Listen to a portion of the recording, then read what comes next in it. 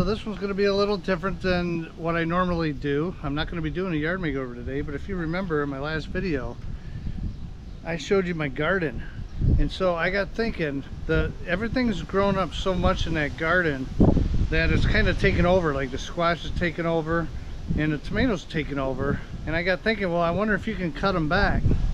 So I ended up watching a video on YouTube, and I can't remember, the guy's name is Justin, but I can't remember what page he's on, but I'll put that on the screen here. He has tons of information, which is super cool. And so I cut my squash plants back actually, so I'm going to show you that. But I also have to do that to tomatoes, and I'm going to tell you why in just a second. Anyway, here's a picture of what the garden looked like before I trimmed it.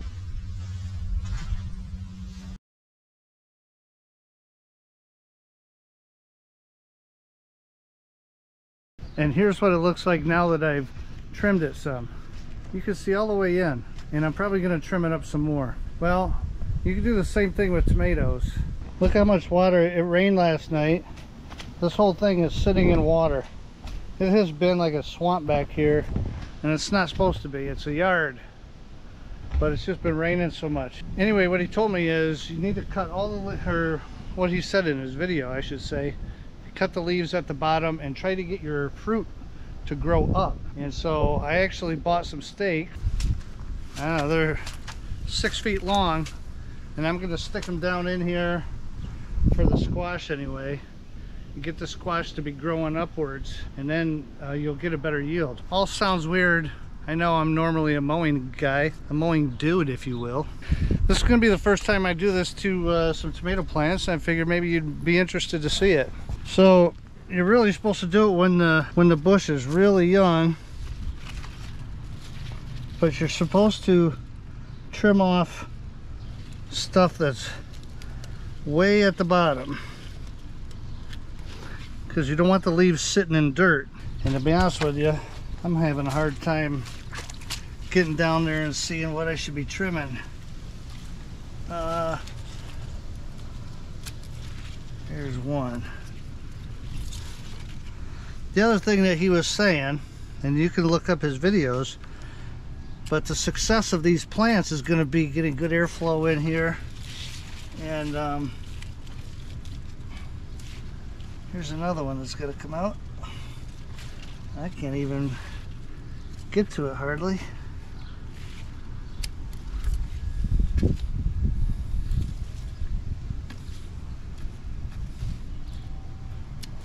Just using a regular pair of scissors.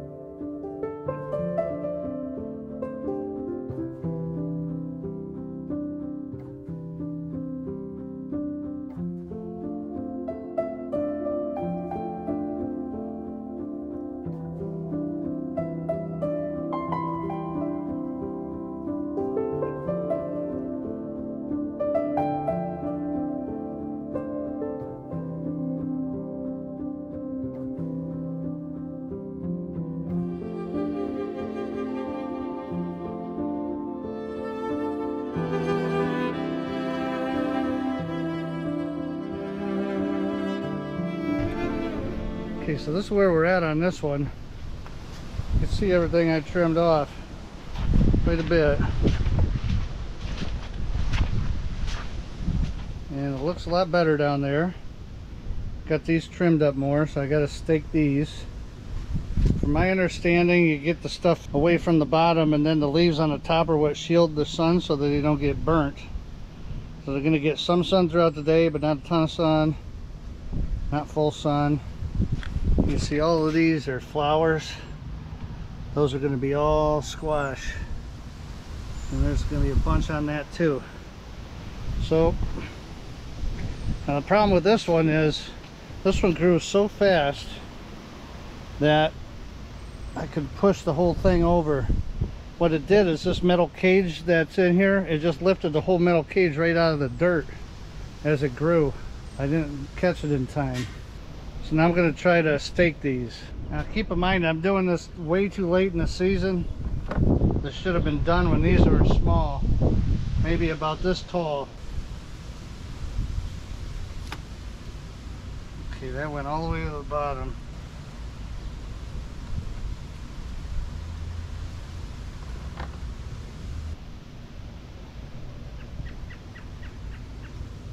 All right. Okay, we got it as good as we're going to get it right now. As you can see here, got both the squash plants, or this one staked. I've got the netting and the 2 stakes for that row of peas. I still have a row of peas here that I need to do this to, but I wanted to give this a try first, see if it was going to work. So what we're trying to do is get them started so they'll start crawling up this, and then if we need to put more netting up here, we can do that. This is not the ideal situation. This is just to get us by this year. And then both of these tomato plants were full and sideways, and so I got 2 stakes in those to try to hold them up. We'll see if that works.